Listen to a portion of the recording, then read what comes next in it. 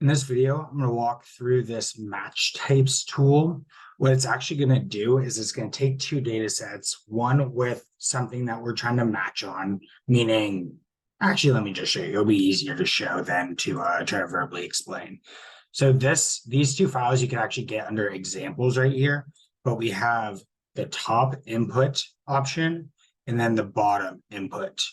The top input, what really matters is this input field right here. But as you'll see when we get the export, is that this original URL will still be mapped to this right here. So you'll be able to tell like what URLs contain this match. So what it's actually going to do is it's going to go through all of these keywords and look for numerous different types of matches, not only exact matches, but also partial matches, different word order, and a few other different types. So it'll pretty much be looking for any instances where it matches this right here, and it'll let you know what type of match it was, what the input was, which is this column right here, and it will still contain this original URL column, so we could easily see what URLs contain any of these kind of keyword variations.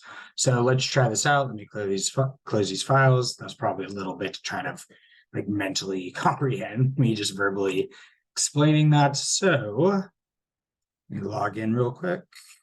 It's free to log in. You won't have to pay anything. Just the first time you come on, just log in and it will automatically make you an account if you don't have one already.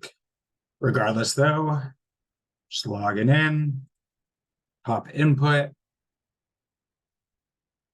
come to here, we'll put the top input. This again was just taken from the examples. It needs to have a column with the name input, as you can see right there, and then the bottom one needs to have one called match. And as you saw in the last file, the input could have as many things as you want next to it, so those will still be available in the output. Again, kind of hard to mentally process what that actually means. So let me show you the output here. So this will take a second to run. And then we have the download right here. Open that up.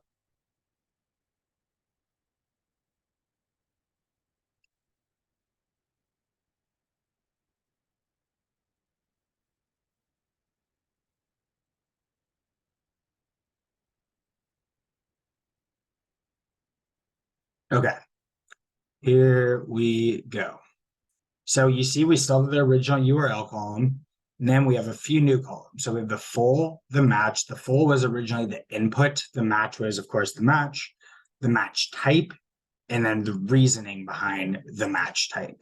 So if you're actually looking at this, it gives you some really interesting data, and you could do this at a pretty large scale where we can now come in here and just be like, okay, well, let's see what pages we have about Facebook ads.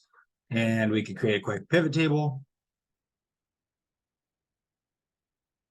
And we could say the matching value. We could see how many URLs matched on each of these. It looks like there wasn't many on each, but obviously on a larger website, it would be more noteworthy.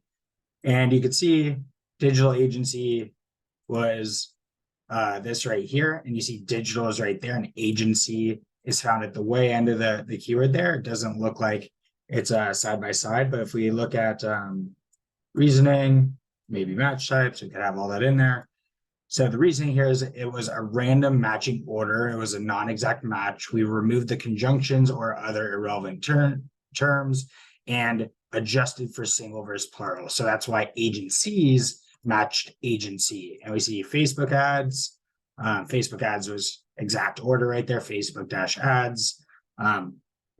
If you actually want to see what it truly matched on, you could put this right here because that was the input item where we see this was really what we created. And the only reason we have the original URL is that we had that separate column in the original document.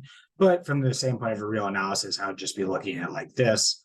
And yeah, I mean, that's about it. This right here lets you know how many matches there were based on the inputs, just so you're aware. And yeah, again, I really like this for data analysis. If you're trying to figure out like how many URLs might contain something or how many keywords might contain something, and it's very, very useful for the fact that it doesn't just tell you if there was an exact match in there, but it gives you all these different types of matches and lets you know, how the match happens. You could do some more detailed analyses about this data set, about, what kind of keywords exist in there without having to worry about having all the perfectly matched variants, right? So I think that's about it. Of course, feel free to reach out if you have any questions. Thank you. Oops. There we go.